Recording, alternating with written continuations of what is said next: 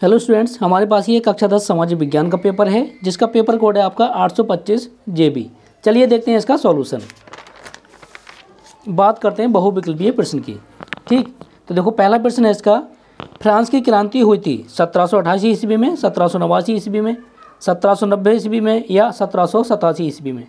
तो देखो फ्रांस की क्रांति हुई थी आपकी ऑप्शन बी वाला राइट आंसर हो जाएगा 1789 ईस्वी में। ठीक है, बात करते हैं अगले प्रश्न की। अगला है आनंद मठ उपन्यास के लेखक कौन थे। ऑप्शन ए है बंकिम चंद्र चटर्जी, रविंद्रनाथ टैगोर, शरद चंद्र चटर्जी या सुभाष चंद्र बोस। तो देखो आनंद मठ के लेखक थे आपका ऑप्शन ए बिल्कुल राइट आंसर हो जाएगा बंकिम चंद्र चटर्जी। ठीक है, ऑप्शन ए राइट आंसर हो जाएगा। बात करते हैं अगले प्रश्न की।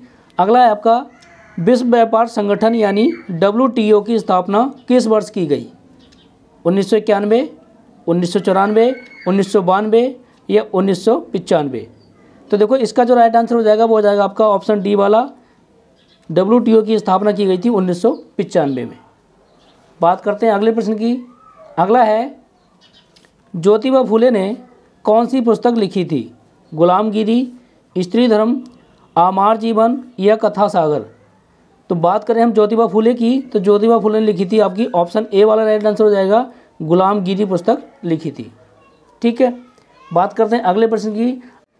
अगला है क्वेश्चन नंबर 5, सत्ता के क्षैतिज वितरण से क्या तात्पर्य है। ऑप्शन ए है सत्ता का संघीय वितरण, ऑप्शन बी है सत्ता का अलगाववादी वितरण, ऑप्शन सी कार्यपालिका, व्यवस्थापिका तथा न्यायपालिका के बीच सत्ता का बंटवारा या ऑप्शन डी केंद्र और राज्य सरकार के बीच सत्ता का बंटवारा। तो देखो बात करें हम सत्ता के क्षैतिज वितरण की, तो इसका ऑप्शन सी बिल्कुल राइट आंसर हो जाएगा कार्यपालिका, व्यवस्थापिका तथा न्यायपालिका के बीच सत्ता का बंटवारा। देखते हैं अगला प्रश्न को।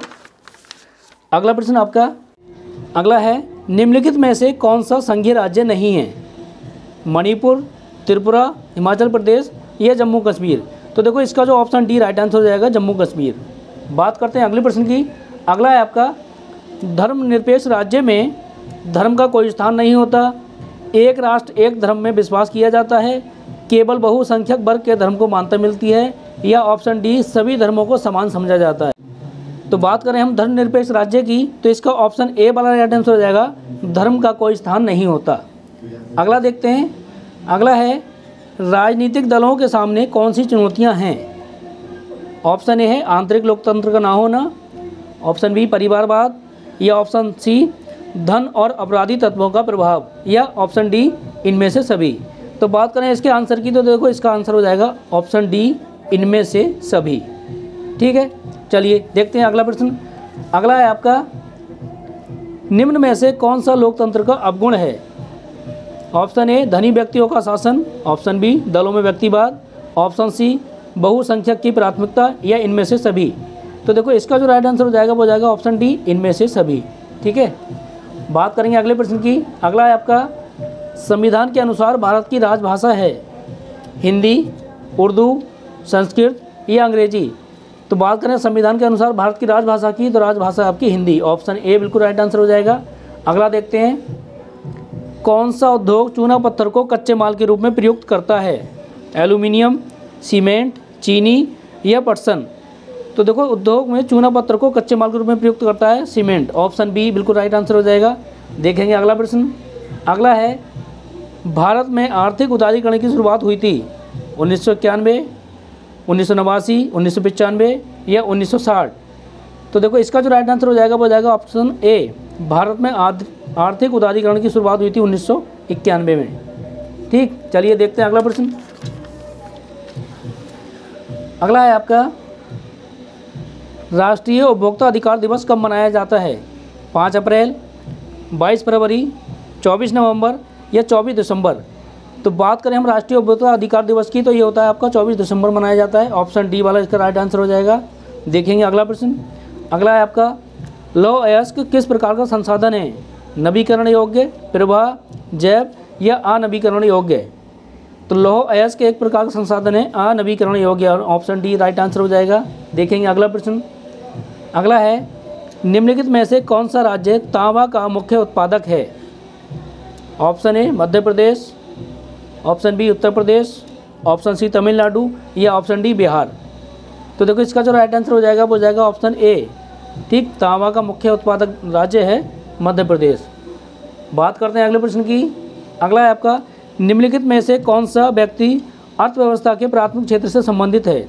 मछुआरा, शिक्षक, डाकिया या व्यापारी। तो देखो अर्थव्यवस्था के प्राथमिक क्षेत्र से संबंधित है मछुआरा, ऑप्शन ए बिल्कुल राइट आंसर हो जाएगा। देखेंगे अगला प्रश्न। अगला है, सूचना का अधिकार अधिनियम कब लागू किया गया? 2005, 2010, 1999 या 2001। तो बात करें इसका आंसर की, तो इसका आंसर हो जाएगा आपका ऑप्शन ए। सूचना का अधिकार अधिनियम लागू किया था 2005 में। देखेंगे अगला प्रश्न। अगला है, निम्नलिखित में से किस राज्य में बंधवगढ़ राष्ट्रीय उद्यान अवस्थित है? मध्य प्रदेश, राजस्थान, पश्चिम बंगाल या उत्तराखंड। तो देखो बंधवगढ़ राष्ट्रीय उद्यान जो अवस्थित है वो है मध्य प्रदेश में, ऑप्शन ए बिल्कुल राइट आंसर हो जाएगा। देखेंगे अगला प्रश्न। अगला है आपका, कपास की खेती के लिए निम्नलिखित में से कौन सी मिट्टी उपयुक्त है? ऑप्शन ए लाल मिट्टी, ऑप्शन बी लेटराइट मिट्टी, ऑप्शन सी काली मिट्टी या ऑप्शन डी जलोढ़ मिट्टी। तो इसका जो राइट आंसर हो जाएगा वो जाएगा ऑप्शन सी काली मिट्टी।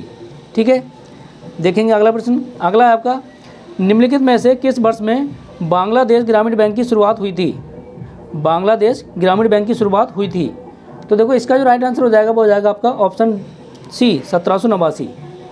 ठीक, तो चलिए इस वीडियो में बस इतना ही, मिलते हैं नेक्स्ट वीडियो में। अगर आप भी क्लास 10 के स्टूडेंट हैं तो आज ही हमारे चैनल को सब्सक्राइब कर लें, क्योंकि इस चैनल के माध्यम से बहुत जल्द कक्षा 9 से 12 तक की क्लासें आपको मिलती रहेंगी। तो चलिए मिलते हैं नेक्स्ट वीडियो में, तब तक के लिए बाय।